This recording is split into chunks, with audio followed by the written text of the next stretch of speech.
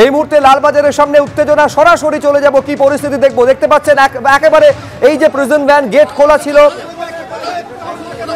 ঠিক কি তোলা হচ্ছে প্রিজন ভ্যানে। পুরোহিত বিজয় ওঝাকে আপাতত প্রিজন ভ্যানে তোলা হচ্ছে, সেই ছবি আমরা দেখতে পাচ্ছি। 5 মিনিটের সময়সীমা বেঁধে দেওয়া হয়েছিল, 5 মিনিটের সময়সীমা বেঁধে দিয়েছিলেন ডিসি সেন্ট্রাল ইন্দিরা মুখোপাধ্যায়, এবং তারপরই যে ছবি দেখা যাচ্ছে গ্রেফতার করা হচ্ছে।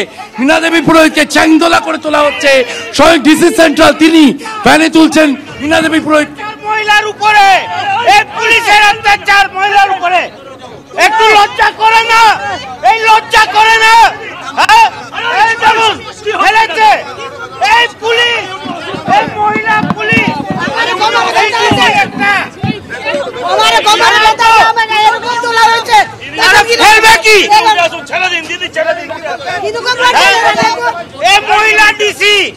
মহিলা ডিসি রে হাল, এই হাল, এই জোর জবরদস্তি করে এই রাজ্যে পুলিশ, দলদাস পুলিশ, এই দলদাস পুলিশ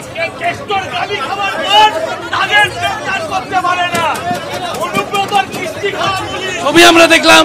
বিজেপির 3 কাউন্সিলর, কলকাতা পুরসভার 3 কাউন্সিলর, তাদেরকে পিছনের গেট থেকে সামনের গেটে নিয়ে যাওয়া হচ্ছে প্রিজন ভ্যানে। লালবাজারে নিয়ে যাওয়ার জন্য রওনা হলো কলকাতা পুলিশের প্রিজন ভ্যান। এই দলদাস পুলিশের বিরুদ্ধে বিজেপি লড়বে, লড়বে। এই দলদাস পুলিশের বিরুদ্ধে বিজেপি লড়ছে, লড়বে, লড়ছে, লড়বে। এই দলদাস আমি একবার সরাসরি কথা বলবো শিবাশিসের সঙ্গে। শিবাশিস, আমরা সরাসরি একেবারে লাইভ টেলিকাস্ট এটা তুলে ধরলাম, 3 কাউন্সিলরকে একেবারে প্রিজন ভ্যানে তুলে সেখান থেকে নিয়ে যাওয়া হলো। এইটা তুমি আমাদের দেখিয়েছো যে পুলিশ এলো বিএনএসএস এর 163 ধারার কথা বলে, তারপর সেখান থেকে বাকিদের সরে যেতে বললো। আসছে না যে এরকম আমাকে একটা মহিলাকে যেরকম তোলা হচ্ছে, ডিসি মহিলা ডিসি তুলেছে আমাকে, আরে সব মহিলারা কিরকম মারতে নিয়ে এসছেন। না কিছু করছিলেন না, আমরা তো অবস্থান চালিয়ে যাচ্ছিলেন, কিন্তু 163 ধারা লঙ্ঘনের অভিযোগ তুলে দেখা যাচ্ছে 3 কাউন্সিলরকে, তাদেরকে প্রিজন ভ্যানে সজল ঘোষ, বিজয় ওঝা, মীনা দেবী, আমরা লড়ছি, লড়বো।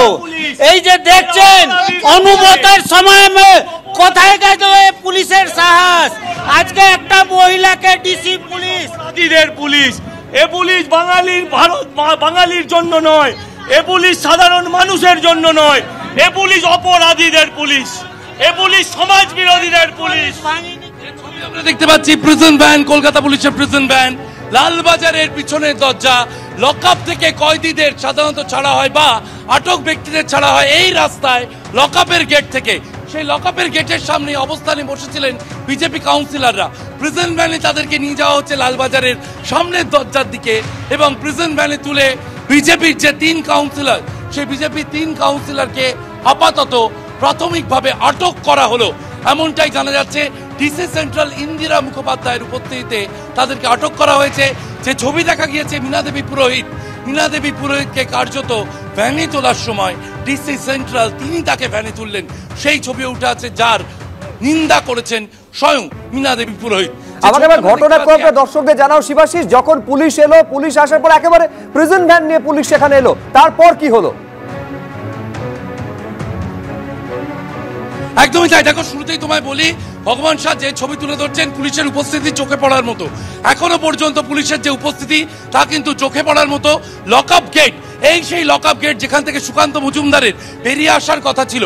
সুকান্ত মজুমদারের গাড়ি, এখনো সুকান্ত মজুমদারের গাড়ি লকআপ গেটের বাইরে অপেক্ষারত অবস্থায় রয়েছে, এবং সুকান্ত মজুমদার এই লকআপ থেকে বেরিয়ে আসার কথা।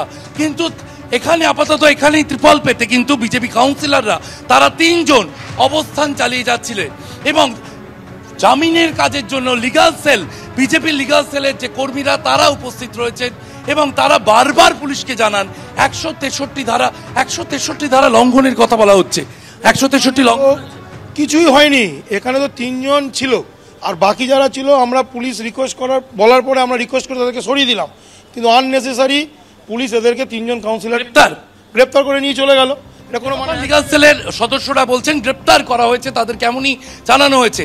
পুলিশের উপস্থিতি আমরা দেখতে পাচ্ছি, পুলিশের উপস্থিতি এখনো পর্যন্ত কিন্তু চোখে পড়ার মতো। লক আপ গেটের বাইরে সাধারণত এই পরিমাণ পুলিশের উপস্থিতি কিন্তু দেখা যায় না, কিন্তু যেহেতু তারা রাতভর অবস্থান করবেন বলেছেন সজল ঘোষ, মীনা দেবী পুরোহিত, বিজয় ওঝারা, তাই এখান থেকে ত্রিপল সরিয়ে দেওয়া হয়েছে এবং ত্রিপলে বসে থাকা অবস্থায় 3 বিজেপি কাউন্সিলরকে তাদেরকে কিন্তু আটক করে নিয়ে যাওয়া হয়েছে। প্রথমে 5 মিনিট সময়সীমা বেঁধে দেওয়া হয়েছিল, বলা হয়েছিল 5 মিনিটের মধ্যে উঠে না গেলে ডিসি সেন্ট্রাল নির্দেশ দিয়েছিলেন আইনানুগ ব্যবস্থা নেওয়া হবে, যা প্রিজন ভ্যানে টেনে হিচড়ে তোলা হলো বিজেপির 3 কাউন্সিলরকে এবং লালবাজারের পিছনের দরজা থেকে প্রিজন ভ্যান গেল লালবাজারের সামনের দরজায়, সেখানে তাদের আপাতত আটক করা হচ্ছে।